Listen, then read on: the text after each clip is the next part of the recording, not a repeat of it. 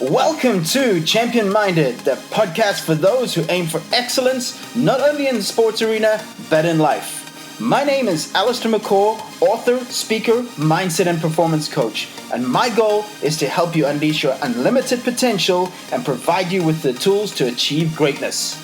Are you ready to become champion minded? Then let's do this.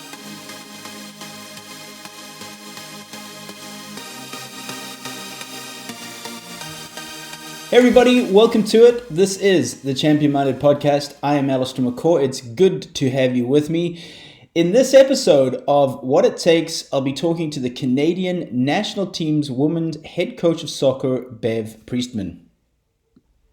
Now, for most of you who are in the soccer or football world, you will have heard of Bev, but just a quick introduction. Like I mentioned, she is the Canadian national team women's head coach of soccer who won the Olympic gold medal in Tokyo in 2021. In fact, it just took her 14 games to achieve that.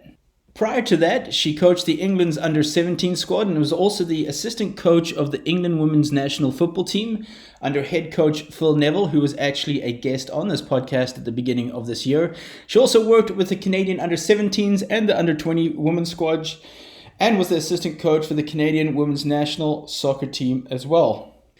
Now, guys, what really blew me away in this interview with Bev was the amount of knowledge and information she knows at such a young age. She's still in her mid-30s, and I've interviewed a lot of coaches, a lot of managers, a lot of leaders on this podcast who have had 30, 40 years experience, but it just really, really blew me away of how much she knew and how much I learned from her speaking to her.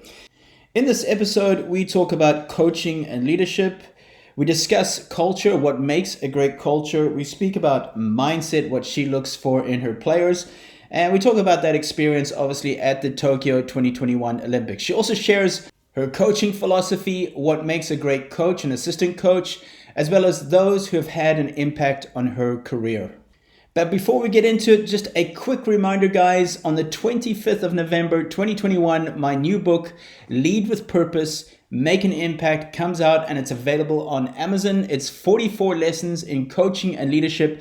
And if you love sports, if you love coaching, if you love leadership, this is the book for you. Okay, that's enough for me. This is Bev Priestman. Bev, welcome to the Champion Minded Podcast. Thanks for having me. Where are you at the moment and what are you up to? I'm currently in Vancouver, but as of tomorrow, I'll be in Mexico on tour. So last minute pulling everything together, but in sunny Vancouver. Sunny Vancouver, but I'm sure it is a little chilly, no? Yeah, it's not bad. You know, Vancouver's actually known for its rain. So to see the sun probably for the first time this week is getting me ready for Mexico. All right, good. So let's go back to the beginning and where your football journey all started for you. Yeah, I was the little girl in a small hometown, the only soccer player really. Just ball at my feet 24/7. I actually lived on this really steep hill. And so I used to keep the ball up outside my house. And obviously you had to get good at keeping the ball up. Otherwise you were running down the hill to get it. But I think, like primary school, I had a head teacher who really believed in me and I was the only girl on the team and sort of, just had a real good passion for the game. Paul Gascoigne was my favorite player. So that's the type of player that I admire. But yeah, I am definitely like the only girl in my hometown that really loved the game. Mm. And where were you brought up? Concert in County Durham, so a small steelworks town actually. It's famous for steelworks. So yeah, up in the north of England. Yeah, excellent. So you started as a kid. You played football, and then how did you progress from there? Were you a good player? Yeah, so I was a good player. I wasn't a great player. So I had all the tricks in the book. You put me in a futsal court, and I'd look brilliant. But I think I played county level, but the infrastructure that's there now in England wasn't there at the time. I was reasonable and I played county level, but I knew that I wasn't going to play for England. That setup wasn't around me, the infrastructure. And so very quickly at the age of maybe 15, 16, I had a passion for coaching. and sort of moved in the direction that was more towards coaching than playing. What was the reason why you wanted to get into coaching? I think I loved the game, and I've got to be honest, if I didn't make it as a soccer coach, I'm not sure what I would have done, because I did a degree in science and football. But I think it all started with, I had an unbelievable first experience at school. So my primary school teacher, I still remember, Mrs. Jakes, was an unbelievable teacher. And so very early, I'd always said, I want to be a teacher. You know, I've seen and had great impact from good teachers. And so that passion for learning, working with people, and then you marry that up with my passion for soccer in the country I am right now. And then, you know, I met John Herdman, who currently now is the men's national team coach for Canada, but previously was the women's coach. He's from my same hometown, and he coached me Brazilian soccer schools. It was like ran over the road from where I lived. And again, I'd go there every night, you know, put cones down, and I just had a real passion for the game. And, you know, the work ethic that I've had all my career, I think, was starting in that field, really. So would you say that he was definitely one of the influences in your career, and who else was maybe a great influence in your career? I'm sure there was many. I think John obviously was a massive influence. So I actually worked full time for John for 9 years in most of my like coaching career, and then ventured away from him, you know, to go and work with Phil Neville in England. So John, massive influence, foundations, you know, similar mindset and upbringing, really, same hometown. Mo Marley from England, who works at the English FA, Everton. So when I was at university, I went along to Everton probably for 6 weeks in a row, every night. And eventually she gave me a cone and then a warm up, and, you know, really invested in me in that sense. And she was the first female that I'd seen making a career out of coaching. And so it was more like a role model in that sense. And then I would say Phil Neville with England, you know, that was a wonderful experience. Me and Phil are still really tight, unbelievable human being. I learned a lot from Phil. So I would say those three, for all different reasons, have had a major impact on the way I see the world and my career. What was it about him, and what did you take from Phil? I think from Phil was the people side of leadership. So, like an example, and it sounds small, but like, you know, he took me and my little boy on his first birthday out for a meal with him and his family. He didn't have to do that. My partner was away at the time. And, you know, just little things. He was just really good at connecting with people. He very caring, very genuine. And you'd look at his experiences in the game and you could think it would be the opposite. So I would say he was very much a people first person, light, very, very similar personalities, actually, and really invested in me. You know, he didn't owe me anything, but I would say he showed major belief in what I did. And then I think the second thing is he was very different to a John and Mo, you know, my previous influences. And so I got to see opposite ends of the spectrum, you know, played at the highest level under arguably the greatest manager of all time. And so much of what I seen in Phil, I had the best seat in the house, you know, assistant coach. He's in the driving seat and I sit alongside and learn from mistakes and get to see all of the things that he done well. So I think from Phil, just really added the icing on the cake for me and got me to a point where I know who I am and what I'm about, and some of that's, you know, credited to Phil. Now, you're obviously the head coach of Canadian soccer, or football for our friends in the UK. You've been in both roles of head coach and assistant coach, and that's what I want to get into here with the dynamic between an assistant coach and a head coach. In your opinion, what makes a great working coaching relationship between a head coach and an assistant coach? I think first and foremost, trust. Like, that's definitely number one. I think that's critical, because then you can truly be yourself, you know, and you can bring yourself to whatever role you're in. So I think trust. I think personalities. Now, Bev 5 years ago might have said, oh, well, you know, you need that different personality to yourself. I think now I've been in the head coach role, the lack of clutter that you want as a head coach with all of the demands and the pressure and the scrutiny. I think you need a personality profile that fits with you. Doesn't have to be identical to you, But I think the personality partnership is critical.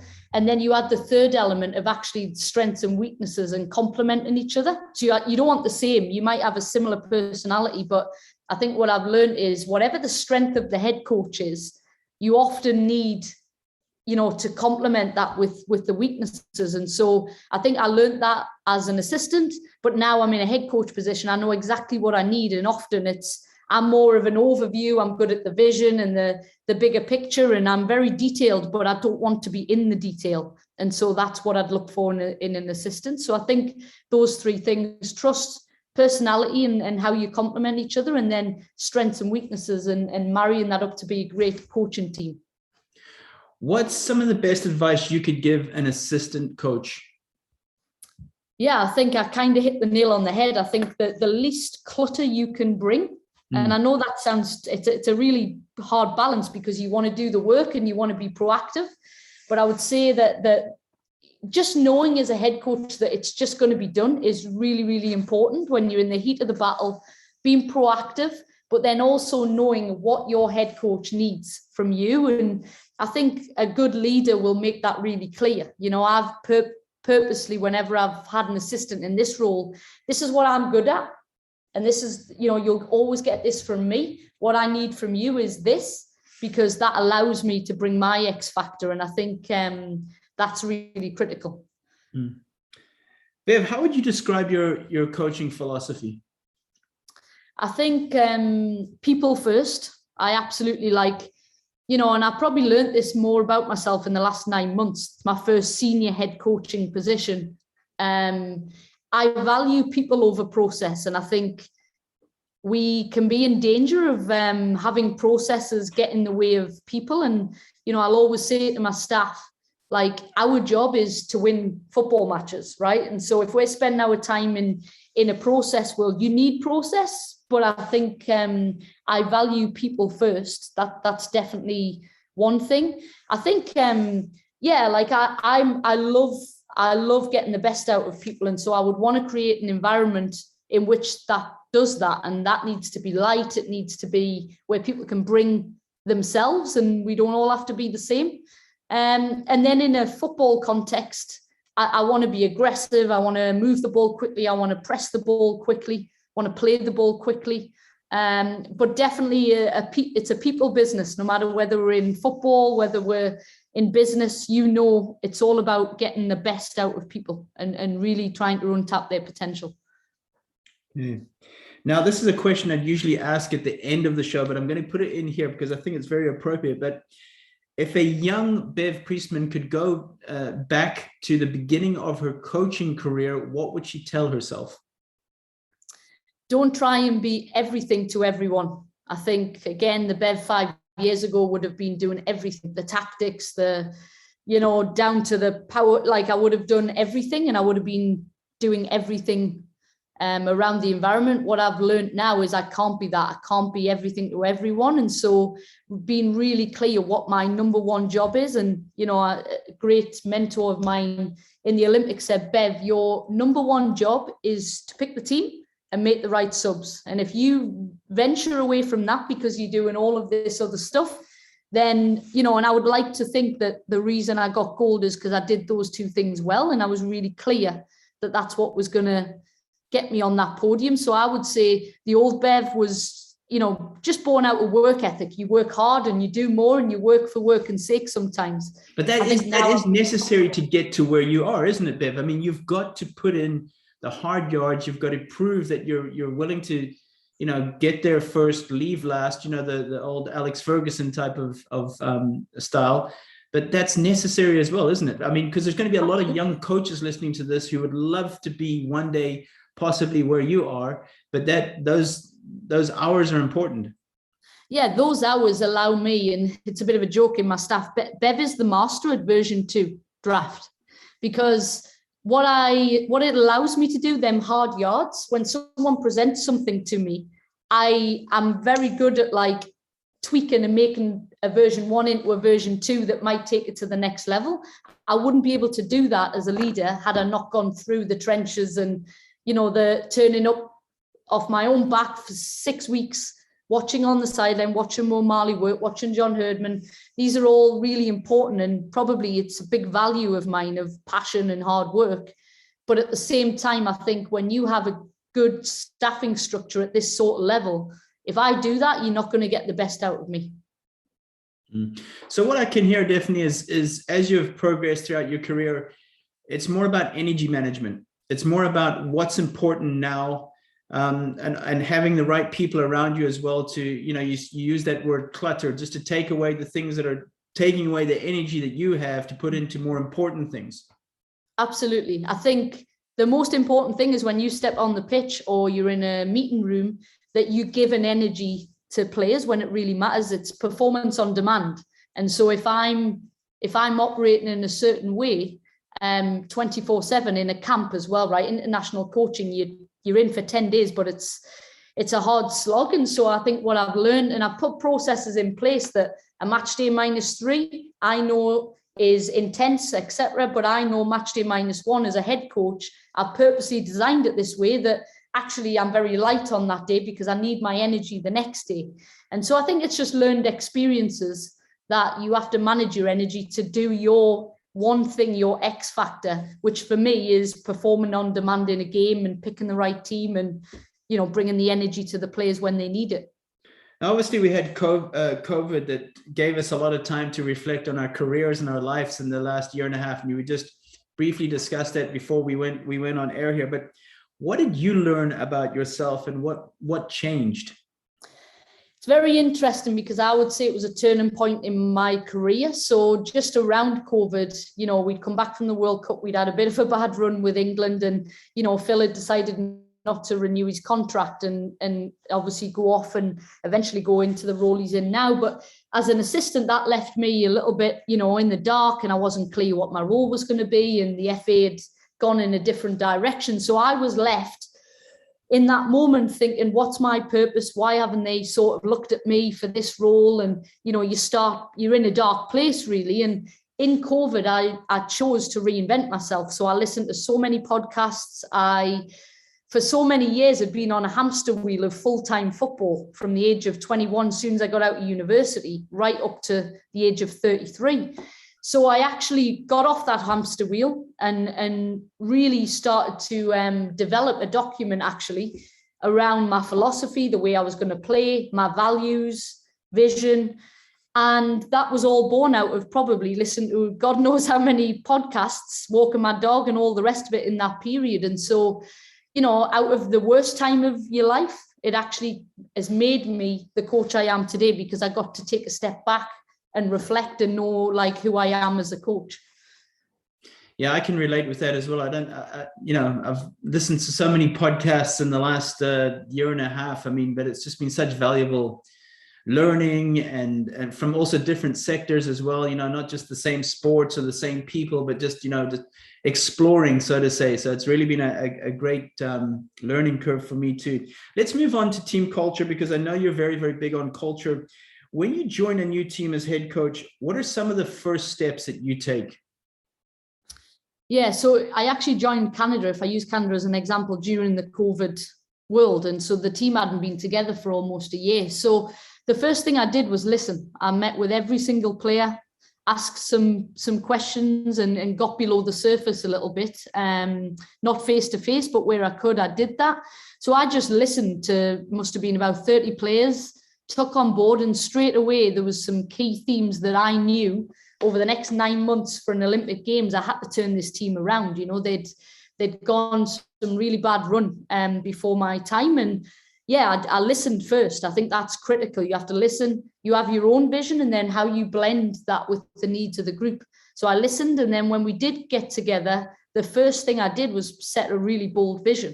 This team had gone back-to-back podiums of bronze medals at Olympic Games, and I said, right, we're going to change the colour of the medal, and made that bold statement and got the group to really buy into that. And I think it was critical, because if I wanted more, I had to ask more of them. And, I think setting that bold vision, listening. And then the last thing I did was really delve into what my values were as a person and what the team's values were. And we really blended the two to make that part of our culture and our environment towards that Olympic Games. Wow, I love that. So listening, first of all, the vision, and then values in that order. Yeah. What are some of the non-negotiables you have when it comes to team culture? I mean, obviously you've set your values and standards within Team Canada. Yeah, I think like team first. And I know that's an old cliche and everyone would say it, but I think it's the key ingredient to a successful group. If you ask me why we got on the podium, it was the culture, and yes, tactics and much more to it than that. But I think, yeah, team first. I think people first. That's one of my values. And an example of that would be not just with players, but staff. Like, they know they're going to get way more phone calls from me than they are emails. And that's just something, everyone said to me, Bev, since you've come in, our emails have, dramatically dropped. But I think there's so much in this modern day that can get in the way of good relationships. And the hardest thing to actually get right is communication, but it's actually the easiest thing to get right in, if you look at it another way. So people first, I think team first. And then I think hard work, like that's what I'm born out of. It's my parents, it's upbringing. I think that's critical. We're not going to stand still. And I think what you learn in culture is you see good and bad culture at their highest points and their lowest. So I've just got a gold medal, and you've seen teams when they fail. And I think culture is tested at both of them moments. And that's a real challenge for me moving forward, is to say, how good is our culture? Because if it's good, actually, we're not going to stand still and we're going to keep going forward. And the players that maybe want to stand still in these moments, you learn a lot. That's very interested in that as well, in regards to the motivation, because, you've just won Olympic gold in the last Olympics, the 2021 Tokyo Olympics. So the motivation of getting these players back up again to play at that highest level again. What's your approach there? That must be very difficult. Yeah, well, I think the good news is, in my world, I have a World Cup, in 2023. And so, again, if I'm going to ask more of them, I've got to set a new bar. And that new bar for this group is they haven't got on the podium at a World Cup. In fact, they've probably failed at World Cups, but always done well at Olympics. And so that new vision is going to be around, right, okay, we've got one of the first teams to go like 3 podiums in a row at an Olympic Games, but we failed at World Cups. And so I think setting that vision of, right, okay, he's a new challenge now. And actually what it's going to take to win at a World Cup is very different to what it's going to take to win at Olympics. And so I've done a whole sort of project around what's different, why, how have we approached it in the past, what are we going to do differently. And so I think the minute the players feel that challenge and new task and new focus, it should bring out that level of hunger and desire that was there to get us on that podium. What are some of the biggest threats and challenges to building a great team culture? Yeah, I know there's many, but what would you say are like those key ones? I think you're dealing with people, and obviously when you're dealing with people, we're all very different people. And so how you cater in your culture for that. And, I'm very much, let's not just throw a blanket over a group and expect everyone to operate the same. We all come from different backgrounds, different experiences, traumas, successes. So I think like getting the best out of the individual is critical in a culture, and catering for that whilst having the team's best interests first. That's definitely one. I think the other thing in team culture is change, right? So new staff, new players, turnover. I think that's definitely, and if you have a strong vision, then changes shouldn't impact the culture as much. So I think that's definitely a part of it. And then, like I've just touched on, success and failure and having them testing moments is critical. And so that's definitely an obstacle in how you use them moments to help your culture thrive around being we rather than me. When we have success, it all of a sudden the spotlight comes on, more media attention. It can become a me environment. I think it's making that me turn into we more often. Okay, now there's a massive difference between playing an international a one-off, for example, against a country as to playing a tournament, for example. Now, a tournament like Olympics was what, 4 weeks, 3 weeks, 4 weeks? 3 weeks. 3 weeks. Okay. World Cup is probably the same, or maybe a week or two longer. What is the key to tournament success? I mean, you're playing, hopefully, at least you're playing your 3 pool games. Usually that's the format, and then you go further. But keeping those players together for that period of time, keeping the performances high. I mean, I remember speaking to a coach of Maria Sharapova, who won obviously a few Grand Slams. And I asked him, what's the key to a player winning 7 matches in a row to win a Grand Slam tennis tournament? Because, they're playing against the best players in the world every second day. And he said, there's going to be at least 2 or 3 of those matches that are not going to be perfect. And the player needs to understand that. All they need to do is get through this match today, but it's keeping them in the right frame of mind that they're not going to play the perfect 7 matches. And that was very, very interesting to hear that psychology of that is that they are going to maybe have matches that are less. But what's the key to tournament success? It's a really good question. I think a couple of things, not adding more at that point. So you're there to perform in that moment in them weeks. And I think as coaches, we're guilty of always adding more. And so I was really clear with myself, my staff, that it's actually not about adding more. Now it's about growing through a tournament. So we knew that the opening game of the Olympics, we weren't going to be at our best, right? That's natural. You grow through a tournament. And you just touched on it there. Some of my pre-game meetings was, today is not going to be perfect. You've never seen a perfect football match. And so taking that pressure, because there's pressure everywhere, how as a coach you can sort of ease that pressure a little bit and say, listen, it's not going to be perfect, but what I do want from you is no one's going to outrun you. No one's going to outwork you. And so making the uncontrollables feel more in control for a player is critical. Growing through a tournament.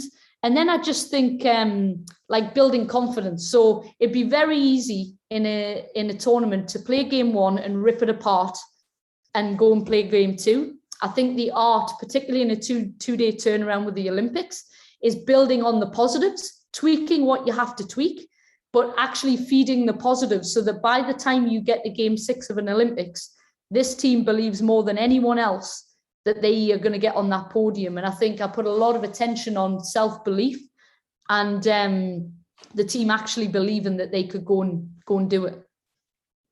I love that self-belief. I want to talk about pressure because just before this call, I consult to a few golfers and athletes. And I asked him, where does pressure come from for you? And he said, expectation. He said, expectation of my parents who still are invested in my career, and expectation of myself. So for you, Bev, where does pressure come from for you? I think it's internal for me, more than anything. I actually put that pressure on myself. Like, you go and make a bold statement that we're going to change the colour of the medal. That was from within. I want that pressure. And actually what I've learned about myself in the last 9 months, I am at my best under pressure because it actually brings out a side of me. So I'm a very sort of warm, nice person. I remember when I got this job, my wife actually said to me, Bev, whatever you do, don't be too nice. And that stuck with me. And what I learned actually very quickly is I've had to make some really big calls, and I've surprised myself. But that's because I'm under pressure, right? I'm in a sport, in the game, really senior football. You win, lose matches, you lose your job. So I think pressure is internal for me, and I have high expectations of myself. And actually what you learn in athletes, the best, are perfectionists, right? They have these, and that's half of the problem that you're battling with as a coach. Exactly. But I think it's internal. It's an inner drive. I always want to do better than what I should. And it's just the way I've sort of always approached life, really. Yeah. I put a tweet out, I think it was yesterday or the day before, about perfection, is that the commonality of the best performers I've seen in the world are all perfectionists, but the ones who've gone on to a higher level have been the ones that have been able to control it or tame it. Now you're dealing with the best players in the world. You're dealing with the best players in Canada right now with players. When a player struggles with perfection and they're always beating themselves up, what's your advice to them? I'm big on, like, what's your identity? Like, what's your X factor? and just focus on that. So if I'm a world-class passer of a ball and, I get beat defending or whatever, I would say I focus on what is your identity? Who are you? What are you in this team for? And going back to that, because I think that brings a level of control. Do you know what I mean? It actually feeds the confidence. If you talk about feeding confidence, every player should know why they're in the team. And really reiterating that regularly is critical. And just little things like you're going into a big game and, I remember a conversation I had in this Olympics with a player. I said, if you were in the tunnel in your WSL environment next to this fullback that you're going to play, pound for pound, you are twice the player, like you wouldn't flinch. But because you're in the Olympic Games and the pressure and the scrutiny that you feel, but pound for pound, you just look at the facts and the objective things in front of you, that you pound for pound a much better player than that player. And so I think making the uncontrollable feel more controllable is critical. I was listening to an interview with you and Gary Curneen while I was in the gym this morning, and you spoke about the coffee club, and you also spoke about how players have a different way of preparing psychologically for tournaments or matches. Can you elaborate on that? Yeah, so I think what you're referring to is like the England women's team actually, and how, some players would be off having a coffee, others would have their feet up, etc. So I think, I personally think it's about tailoring your environment to get the best out of the personnel that you're working with. I think what I've seen, and I used to judge this as a younger coach, like some players want to watch footage, they want the statistics, they want everything. Other players, it'll decrease their performance because it gets in their own head. And so I do think, particularly at the highest level, you have to tailor to the needs of the player. Some players never want to have a meeting match day -1. They just want to, focus on the game. Ellen White at England used to want to watch the goalkeeper that we were about to play the next day. Now, Christine Sinclair might say, that's actually going to have me overthink. And so I actually no longer judge and know that, they're at the top of their game and what works for them. Our job when we have them for 10 days only is to make that environment fit their performance habits. And I think that's critical. How important are one-on-one meetings? Do you have a lot of one-on-one meetings with players? Yeah, not as much as I would like, to be honest with you. It's always, if you asked any player, and I would put my money on this, international coaching, give me feedback. They'd all say more one-on-ones. And so I want to do more than probably what I can in that 10-day window. So in the Olympics, I actually, as a habit early on, put a sheet up, everyone signed up, because it forced me to make the time, because it's the most important thing. And I always promised myself in my career that I would do that more. So yes, I value it. Yes, I do it a lot on camp, but I would like to do more, because I think it's critical. Them little conversations, you can find out a whole lot about what that player needs going into a game. And so, even now I'm about to appoint a new full-time assistant coach. That'll be critical off camp to make sure I have them relationships that these players need to run through a brick wall for you when they're on the pitch. I would just say actually in general, in international coaching, and it might be unique because you have a small window and you've got to perform, versus club environment, you're on, 40 weeks a year, there'd be no excuse not to have one-on-one meetings. And so I think every player would like to, no matter whether you're Christine Sinclair and you're the highest goal scorer in the world, every player has their own insecurities and they want to know what the coach thinks and, how they can get better and all the rest of it. So I just actually think it's high performers want that connection. They want to know what they need to do to be better. And I think our job as coaches is to work with them on that and fulfill their potential. It's just the biggest challenge is time, isn't it? Especially if you're dealing with 30 players. Yeah, absolutely. And you've got to turn around and win and review a game and everything that goes with it. Exactly. Now, as a coach, as a leader, you have to have the hard conversations. We know no great culture is built with having the hard conversations, but also there's conversations you have to have where you have to drop a player from a team or they're not starting. How do you approach those conversations? Yeah, this is where I've surprised myself, actually. I fronted head on. I think I always have the first call of, my Olympic selection, the toughest one. That's the first call I make. But I would say that I show empathy. I'm honest. I think the worst thing you can do in those moments is, try and skirt the truth. I think when a player knows that your intentions, my intention is to go and win gold. And I believe that in order to do that, and I think going back to the vision, a player knowing that actually this is the hardest call I've had to make today, and being honest on that front, I think showing that empathy is really important, but just being completely honest. I think that's what I've learned. I think the softer version of me a few years ago would, skirt the truth, and that sometimes catches you out. I think I've just learned to front it on and do the hardest conversation first. Do you believe in the positive sandwich? This is something I just wrote about in my latest book, Lead with Purpose, Make an Impact, about talking about the hard conversations. And for me personally, over the years, I've started to veer away from the positive sandwich, because people know, they get a sense of when, just tell me the bad news, okay? Don't try and sugarcoat it. Just tell me the bad news. So do you believe in that type of approach, or? Yeah, I would have said, again, younger days, yes. And I'd completely agree with you. There's an example of a veteran player who in this Olympics, you have 18 players and 4 up in the stands. And for 5 of the 6 games, this veteran player who's been incredible for Canada, I had to have the same conversation 5 times. Arrange the meeting, have the conversation. And the worst thing I could have done in their moments is fluff around it and just tell me, I know what you're going to say, because every time you text me to meet this time, I know. And I would say that I'd agree more than anything that people have filters on. They know, they can read you. And I think I would take tough conversations better if there's a real genuine honesty there, that you get it. When it's difficult for someone to deliver it and they genuinely mean it. You don't actually have to say too much. Talking about Phil Neville, that's something he discussed on the podcast when I asked him this question as well. And he said, Sir Alex had this way of bringing you in, giving you bad news, but you would leave the office feeling great about yourself, and you wanted to play even harder for him because you'd use tactics like, you're so important for our next 2 weeks or 3 weeks or whatever. And you'd walk out of his office actually feeling more motivated to work hard. And he had that.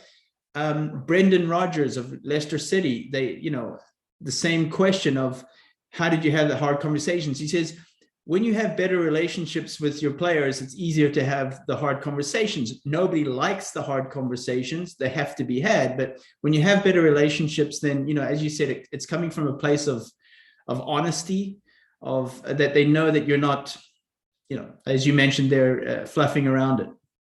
Yeah, and I think, I unfortunately had 9 months to go into Olympics. I'd like to think by 2024, I know my players inside out, they know me. And you're right, I think that relationship is built on trust and time and experiences. It should get easier to have them conversations the better you know the person. Let me ask this. I was very curious about this. I was thinking about this driving back from the gym this morning. Did it take you by surprise how quickly you were able to turn around the Canadian national team and win Olympic gold? I mean, you were with them for, correct me, less than a year and a half? Yeah, so my first camp was in February and the Olympics were in July. So it was very quick. Oh, gosh. Yeah, but do you know what it was? It's an interesting one. Did I ever think I'd win gold? I had a feeling that I could, but I, truly believe. And what happened was my very first game in charge was against the US, number 1 in the world. And I had 8 starters missing. So Christine Sinclair, Kadisha Buchanan, all our best players. And I went after the value of bravery. It was rated the lowest value, and we put a lot of work in my opening meeting. We did the vision and then bravery, and we talked about what's the bravest this team's been. And I remember after that US game, we lost 1-0, 79th minute. And I looked at myself in the mirror before that game and I thought, Bev, it's going to be a tough one today, right? 8 players missing. Anyway, at the end of that game, I was so like, we can do this. We absolutely can do this. And in that moment, that opening game changed my whole route of that Olympic campaign, because I believed it more than I did when I first got the job. Because what I learned is if you show belief in the group, they'll deliver. This team delivers when it really matters. What do you look for in a player? Hunger. That would be my number 1 answer. I think, hunger and desire, critical. And then if you talk about attributes, I think like an X factor. So what I've seen is, You can have a lot of players that are average at a lot of things. I'd rather have like a player that's very quick or that is very technical, you know what I mean? Like a real X factor. And I would say that's the same with people. I think an X factor is actually really critical to have. What do you look for in a team leader or a captain? Lead by example. I think that's number one on my list. And then the second thing would be someone who has reach within the group. So good relationship with me, but also has a good reach. Like you look at the group I've got right now, you've got veterans, you've got young players, and you've got a middle group. They've got to be able to relate and have a reach with all three groups, or a network of people that do around them. Bev, how do you define success as a coach for yourself? I think reaching the potential of the group that I'm working with. I think that would be the number one thing, because I think you can go objective success. Like had I won silver, but we played unbelievable, I think I also would have been very happy. So I think it's like definitely untapping the potential of individuals in the group that I'm working with. It drives me nuts when I see players or teams who are underselling themselves in what they could actually achieve. When all is said and done, how would you like to be remembered? So let's go, maybe, I don't know how long you want to coach for, but you're still very, very young. So maybe 30 years from now, 35 years from now, how would you like to be remembered? I think as a coach who did things, or as a person actually, did things they shouldn't have been able to. So all my career, that's been me, right? Very young, a female. You know, what are you doing running our country in terms of soccer in New Zealand, for example, at the age of 25? So I've always been that like boundary pusher. And I think I would like to have achieved some great things that maybe I shouldn't have been able to. Now, you mentioned listening to podcasts during COVID, but any suggestions on books? Any good books you've read? Yeah, so very early on in my career, The Energy Bus. I really enjoyed that because I'm quite a positive person and, you know, really struggle with Debbie Downers, and they call it energy vampires. Yep.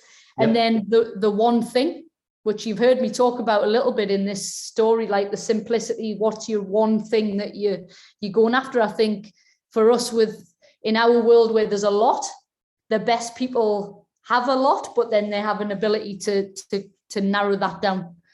Simplify in a way. Yeah. Two people I should follow on Twitter. Oh, God. You know what? I don't actually have a good answer for this. Yeah, I'm sorry. Other than like BBC Sport and all of those things where I keep up with the world, I actually, although I'm on Twitter, I'm not like, I'm sorry. Busy on it. Yep. Yeah. Perfect. Final question. In your opinion, what does it take to be champion-minded? You have to be relentless in what you do. So chasing all the time. And then the last thing I would say is consistent. I think what I've seen in top players, in top performers, they don't just turn it on and turn it off. They do it the same things every day, consistent habits daily. Love it. The average do it sometimes, the good do it most of the time, the great do it all of the time, right? Love that. Love that. By the way, I love your Twitter. So I should have said you, because some of the quotes and the little nuggets, they're really good. Thank you. I appreciate that, Bev. Bev, this has been fantastic. Wow. I mean, it's I've learned a lot from a selfish point of view. I've just been scribbling down notes here the whole time. Thank you so much. I know there's going to be so many coaches, leaders, athletes, players listening to this that are really going to learn so much from you. So best of luck with everything moving forward with the training camp in Mexico as well. How can people, where's the best place for people to follow you? I know you're on Twitter. What's your Twitter handle? I think it's Bev_Priestman. It's a really, see, this tells you how good I am on Twitter. I can get that, and I can put that. I can put Bev_Twitter. Bev_Priestman. Awesome stuff. Bev Priestman, thank you so much for your time. Thank you. Thanks so much. Wow, how was that? I hope you enjoyed that, guys, as much as I did. In fact, I wrote down 2 full pages of notes. Another quick reminder, my new book, Lead with Purpose, Make an Impact, is available on Amazon from the 25th of November 2021. This podcast is available on iTunes, YouTube, Amazon Podcasts, and via my website, allistairmccaw.com. Connect with me on social media. I'm on Twitter at Allistair McCaw and on Instagram, BeChampionMinded. And as always, thank you so much to all of you who have left a rating or review and also who shared this podcast on social media. Until next time, stay champion-minded.